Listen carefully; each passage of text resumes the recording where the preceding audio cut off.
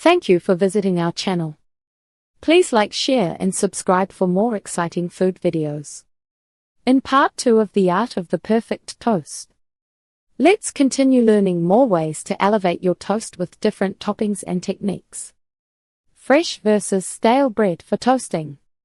You might think that fresh bread is always better, but that isn't true for toast. In fact, bread that is a day or two old is often the superior choice for the toaster. Because the bread has lost some of its moisture, it crisps up much faster and more evenly. The texture becomes more rigid, which helps it stand up to heavy toppings like thick honey or chunky preserves. If you have a loaf that has gone a bit too dry to eat as a sandwich, don't throw it away. Toasting it actually breathes new life into the starches. The heat softens the interior just enough while the outside becomes a golden crust. This is a great way to reduce food waste. Plus, it saves you a trip to the grocery store. Mastering the perfect golden brown crunch. Achieving the right level of toastiness is a personal journey. Most people rely on a standard pop-up toaster, which is great for speed and convenience. To get the best results, start with a lower setting than you think you need. You can always pull the lever down for another 30 seconds. But you can't undo a burnt crust. If you are using a toaster oven, the heat is more ambient, meaning it takes longer but often produces a more even brown across the entire surface. For those who want to get fancy, the stovetop is a fantastic option. You can melt a small pad of butter in a heavy skillet and toast the bread over medium heat. This method fries the bread slightly, giving it a rich, decadent flavor that a dry toaster can't provide. Just remember to flip it halfway through so both sides get that beautiful color.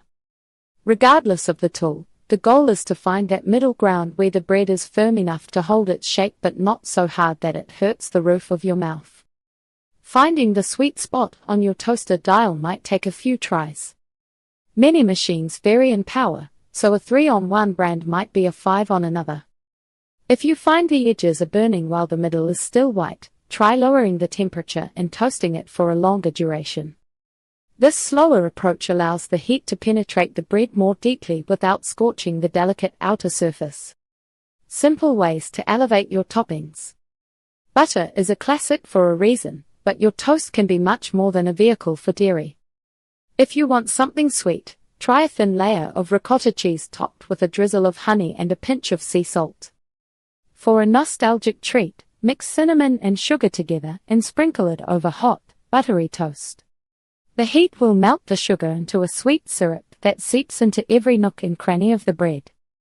If you prefer savory flavors, avocado is the modern gold standard.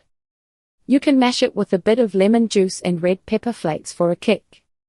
Additionally, hummus or goat cheese provides a creamy base for sliced radishes or cucumbers.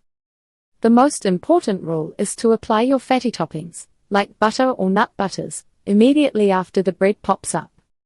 The residual heat allows the topping to soak into the grain, making every bite flavorful. Thank you for watching. Please remember to like, share and subscribe.